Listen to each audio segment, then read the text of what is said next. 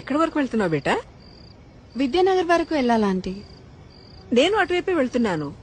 నా కారు ఇప్పుడు నన్ను పికప్ చేసుకోవడానికి వస్తుంది. నీకు అభ్యంతరం లేకపోతే నాతో రావచ్చు. అయ్యో పర్లేదు ఆంటీ, నేను వెళ్తాను. Thank you.